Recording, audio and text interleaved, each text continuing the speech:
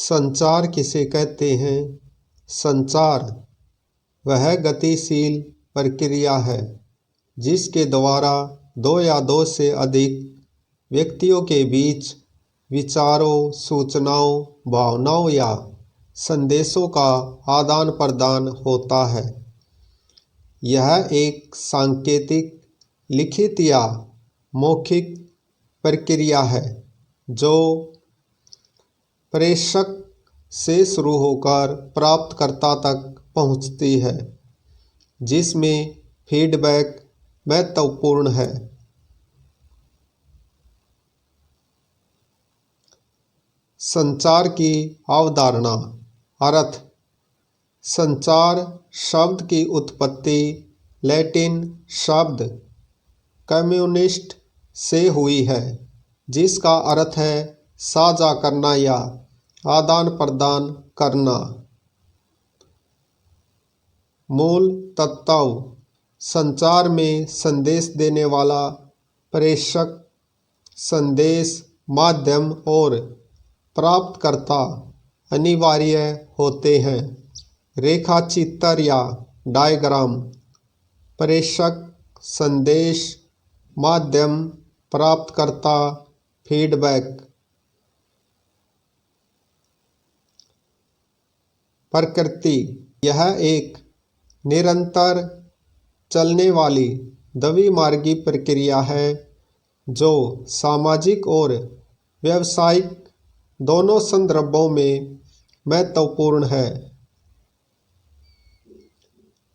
उद्देश्य समझ पैदा करना, गलतफहमियों को कम करना, संबंध बनाना और सूचना साझा करना। संचार की प्रक्रिया। संचार एक व्यवस्थित प्रक्रिया है जो इन चरणों का पालन करती है। नंबर 1, प्रेषक, संदेश भेजने वाला, जिसके मन में विचार आता है। नंबर 2, एनकोडिंग, विचारों को शब्दों, संकेतों या प्रतीकों में बदलना। नंबर 3, संदेश, वह जानकारी जो संप्रेषित की जा रही है। नंबर 4, माध्यम, ईमेल, फोन, मौखिक या लिखित माध्यम जिसके द्वारा संदेश भेजा जाता है।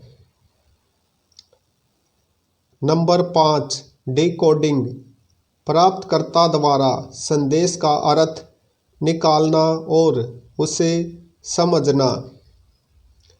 नंबर 6, प्राप्तकर्ता, व्यक्ति जिसे संदेश मिला है। नंबर 7, फीडबैक, प्राप्तकर्ता द्वारा दिया गया जवाब जो सुनिश्चित करता है कि संदेश सही समझा गया है। नंबर 7, फीडबैक, प्राप्तकर्ता द्वारा दिया गया जवाब जो सुनिश्चित करता है कि संदेश सही समझा गया है। नंबर 8, शोर, संचार में बाधा उत्पन्न करने वाले कारक। संचार के कार्य। संचार के मुख्य कार्य निम्नलिखित है। सूचना प्रदान करना, निर्णय लेने के लिए डेटा या आवश्यक जानकारी पहुंचाना। प्रेरणा, टीम या व्यक्तियों को लक्ष्यों की प्राप्ति के लिए प्रोत्साहित करना। नियंत्रण, संगठन या समूह के सदस्यों के व्यवहार को सुव्यवस्थित करना। भावात्मक अभिव्यक्ति, भावनाओं, आवश्यकताओं और सामाजिक अंतःक्रिया को साझा करना। सामाजिक संबंधों को बेहतर बनाने और गलतफहमियों को दूर करने में सहायता करना। संचार के प्रकार।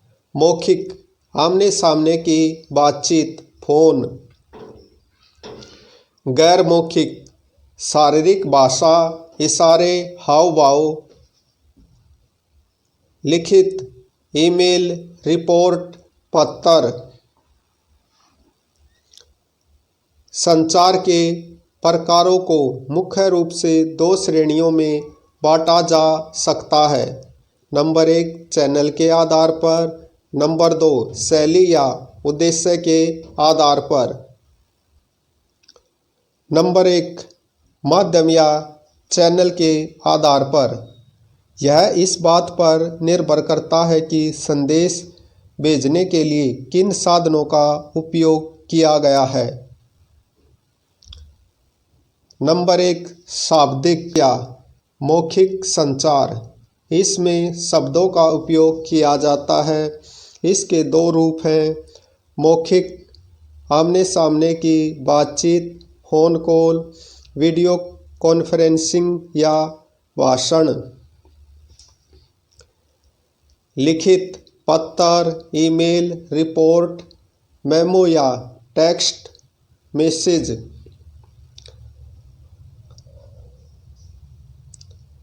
नंबर 2, अशाब्दिक या गैर मौखिक संचार। इसमें शब्दों के बिना सूचना भेजी जाती है, जैसे शारीरिक हाव भाव, चेहरे के भाव, आँखों का संपर्क और स्पर्श। दृश्य संचार। इसमें चित्रों, ग्राफ, चार्ट, मानचित्र या लोगों के माध्यम से जानकारी साझा की जाती है। नंबर 2, शैली और उद्देश्य के आधार पर। यह संचार के माहौल और नियमों पर आधारित है। नंबर 1, औपचारिक संचार। यह एक व्यवस्थित और पूर्व निर्धारित चैनल के माध्यम से होता है। यह पेशेवर होता है और अक्सर लिखित रूप में होता है, जैसे ऑफिस के नोटिस या आधिकारिक ईमेल। नंबर 2, अनौपचारिक संचार। इसे अक्सर ग्रेप वाइन भी कहा जाता है। इसमें कोई निश्चित नियम नहीं होते और यह व्यक्तिगत संबंधों पर आधारित होता है, जैसे दोस्तों के बीच गपशप या ब्रेक के दौरान की बातें। अन्य महत्वपूर्ण प्रकार, पारस्परिक संचार। दो या दो से अधिक व्यक्तियों के बीच विचारों का आदान प्रदान। जन संचार, एक बड़े और विविध दर्शकों तक सूचना पहुंचाना, जैसे रेडियो, टेलीविज़न, अखबार और इंटरनेट के माध्यम से। शाब्दिक संचार वह प्रक्रिया है जिसमें सूचनाओं के आदान प्रदान के लिए शब्दों और भाषा का उपयोग किया जाता है। इसे मुख्य रूप से दो आधारों पर वर्गीकृत किया जा सकता है। नंबर 1, अभिव्यक्ति के आधार पर। यह शाब्दिक संचार का सबसे सामान्य वर्गीकरण है। मौखिक संचार, जब संदेश को बोलकर प्रसारित किया जाता है। इसमें आवाज़, टोन और स्पष्टता महत्वपूर्ण होती है। उदाहरण, आमने सामने की बातचीत, फोन कॉल, भाषण, वीडियो कॉन्फ्रेंसिंग। लिखित संचार, जब संदेश को लिखकर या टाइप करके भेजा जाता है। यह अक्सर आधिकारिक रिकॉर्ड के रूप में काम आता है। उदाहरण, ईमेल, पत्र, report, memo, WhatsApp message. Number 2, संदर्भ और दायरे के आधार पर। आधुनिक संचार सिद्धांतों के अनुसार शाब्दिक संचार को इस प्रकार भी देखा जाता है। अंतर्वैयक्तिक, स्वयं से बात करना या मन में विचार करना। अंतर्व्यक्तिक दो व्यक्तियों के बीच होने वाला संवाद। लघु समूह संचार, एक छोटे समूह में होने वाली चर्चा। सार्वजनिक संचार, एक वक्ता द्वारा बड़े जनसमूह को संबोधित करना। जनसंचार, तकनीक के माध्यम से एक साथ लाखों लोगों तक पहुंचना, जैसे न्यूज़ चैनल।